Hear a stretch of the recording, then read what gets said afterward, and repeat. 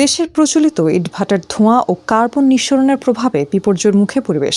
তবে সেই চিত্র বদলাতে লক্ষ্মীপুরের রামগতিতে প্রথমবারের মতো স্থাপন করা হয়েছে কার্বো পিউরিফিকেশন টেকনোলজি সিপিটি প্ল্যান্ট সংযুক্ত একটি পরিবেশ বান্ধব ইটভাটা, যা সম্পূর্ণ পরিবেশ বান্ধব উপায়ে ইট পোড়ানোর কাজ করবে। বাংলাদেশ কৃষি বিশ্ববিদ্যালয়ের পরিবেশ বিজ্ঞান ও দূষণ ব্যবস্থাপনা ইনস্টিটিউটের এআইপিটি প্রকল্পের আওতায় প্রায় ৬০ লাখ টাকা ব্যয়ে এ ভাটা নির্মাণ করা হয়েছে।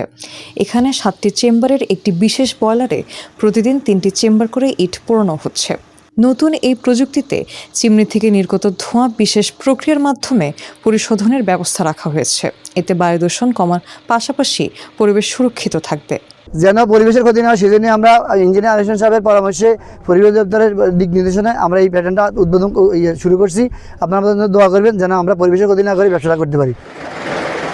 প্রকৌশলী আলী হোসেন বলেন, সিপিটির মূল উদ্দেশ্য পরিবেশের ভারসাম্য রক্ষা করে বায়ু দূষণ কমিয়ে আনা। এটি বাধ্যতামূলক করা হলে উৎপাদন বৃদ্ধির পাশাপাশি নিয়ন্ত্রণে আসবে জলবায়ু ও পরিবেশ। আমার মূল উদ্দেশ্য হলো বায়ু দূষণ নিয়ন্ত্রণ করা।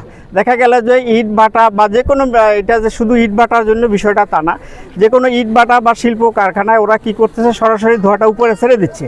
তো আমি চিন্তা করলাম যে এই ধোঁয়াটাকে যদি ফিল্টারিং করে জিরো কার্বনে সাদা শীতল বাষ্পে পরিণত করি, তাহলে দেখা গেল যে আমাদের পরিবেশ বাঁচবে, আমরা বাঁচবো, কৃষি বাঁচবে, সব কিছু মোটামুটি পরিবেশের আওতায় চলে আসবে।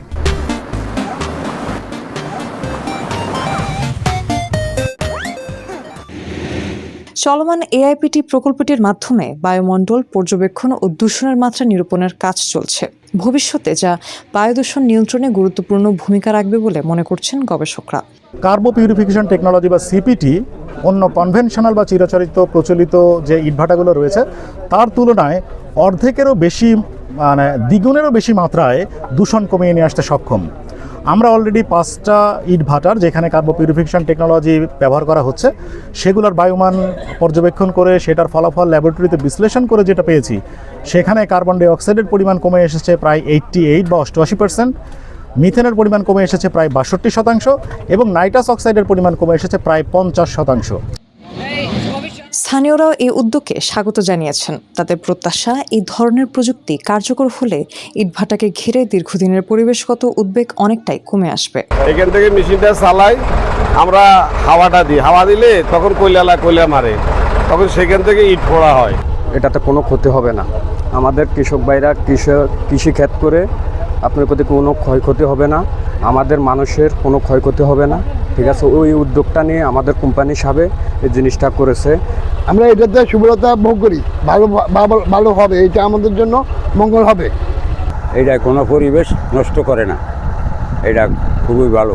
যদি পরিবেশ বান্ধব হয় এটা সবাই ব্যবহার করুক, আমাদের পরিবেশটা ভালো থাকুক, এলাকা ভালো থাকুক, আমরা ভালো থাকি। বিশেষ করে আমরা রামগতির জনগণ এই ব্রিকফিল্ডের যন্ত্রণায় আমরা অতিষ্ঠ হয়ে গেছি।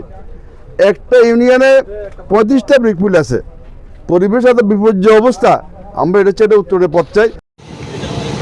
কার্বো পিউরিফিকেশন টেকনোলজি সিপিটি প্ল্যান্ট প্রযুক্তির বিস্তার ঘটলে পরিবেশের ভারসাম্য রক্ষা করে ইটভাটা শিল্পে আসতে পারে বৈপ্লবিক পরিবর্তন।